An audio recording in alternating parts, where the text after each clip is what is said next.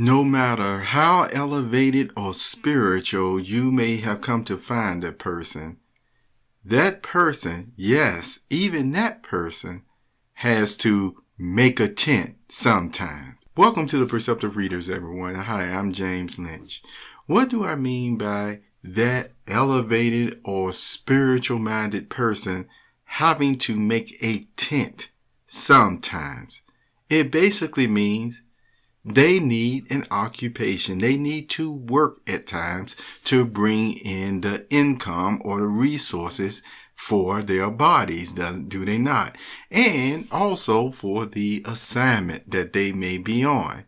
Now, unless otherwise told, this is what has been placed upon every human being on the face of this earth, especially starting with the men. And if they have a head, head of the family, and in that role and position, they have been charged, you see, by God himself.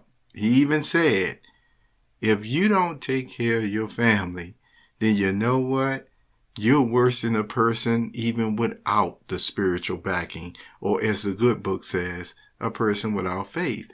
So you can see when a man has that focus at times, you see, they are doing what they're supposed to do. And that's wonderful that they have that desire.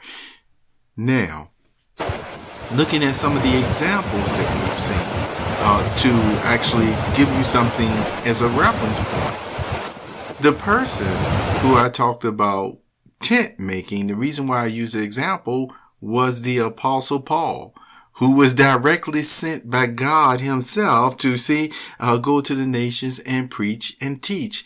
And yet, guess what?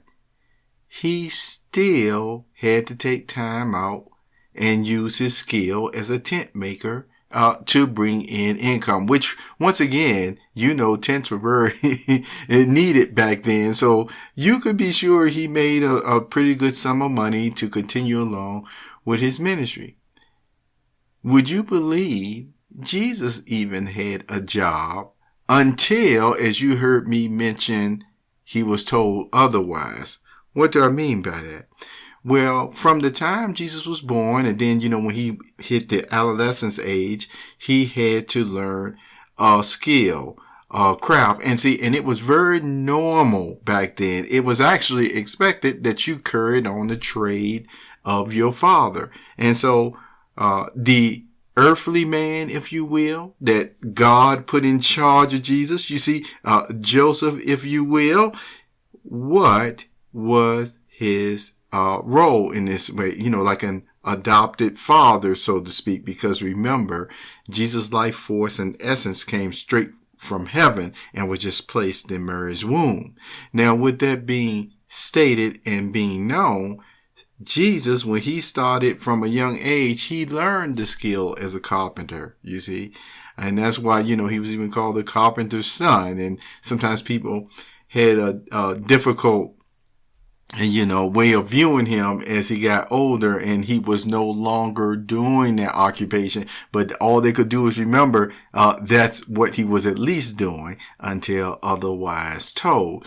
When was he otherwise told? When he got in that water and presented himself to do God's will, in front of John the Baptizer, and he got baptized, and that dove, God's Holy Spirit came down from heaven, revealing all the many things that he needed to know for his ministry and his previous life. From that point forward, remember, he started gathering disciples. And we also know from further reading of the good book, they had a treasury chest, for persons to donate and show their appreciation for what they learned. So Jesus, in his important role in his mission, he no longer, could set aside and say, I'm going to make the most perfect couch that I can make, that I'm going to make the most perfect furniture I can make.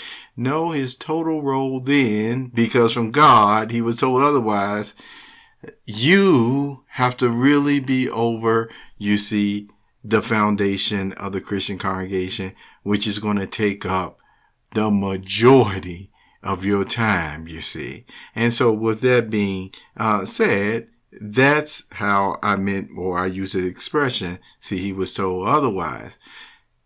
Now, you continue to still look throughout history, you will find prophets, generals, and other persons, the founding father of Abraham, all of them, as you could see, they were hard workers, even when it came time to prepare meals and such at times for guests. You see, they participated in this. So all this goes to show that in general, not only in general, but really the assignment from God to men, especially being heads of household, they need to be able to work.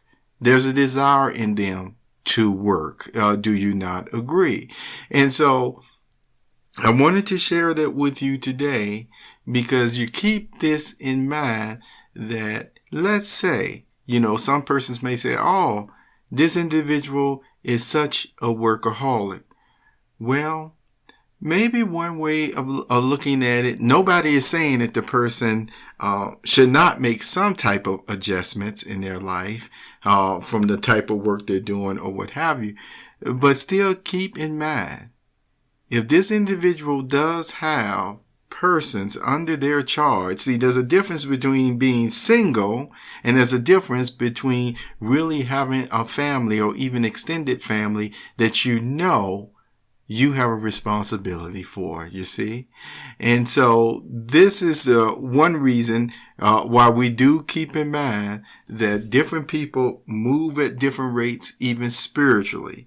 And so you still may see a person in that prophet role, so to speak, like Jesus. You heard me say recently, doing a ministry of what he was talking about, or talking to his disciples one time about how a prophet, you see, anyone who will receive a prophet, talking about, peacefully invite into their homes, would receive a prophet's reward. So, that could be a variety of not only the ministry of talking about God and his kingdom, but back then, those prophets, those disciples, they were receiving, as you would call, downloads all the time anyway, when they were really needed.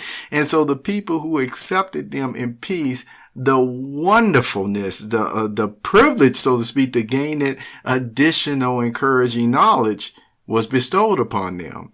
Jesus continued to say too that if they didn't accept a person of that nature, they really weren't supposed to browbeat and try to force their way into these ones' homes or what have you, because Jesus was saying they already showed a great lack of appreciation for what had come to their home in the first place. So they were not supposed to receive a prophet's reward.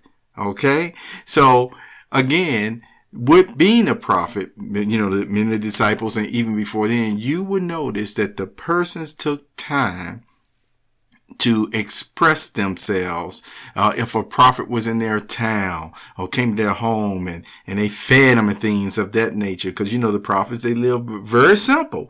Yet it always gave the people the opportunity in the role that they were in to still show their appreciation. And of course, God saw it. So thank you for being with me on this Perceptive Readers this week. And continue to remember, no matter how you may view this person's smartness, elevateness, or spirituality, they still have to make a tent sometimes. Take care of yourself.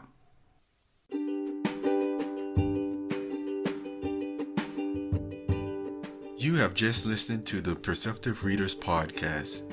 Remember, until next time, if you read something that encourages you to improve or enhance your life for the better, it becomes your reality.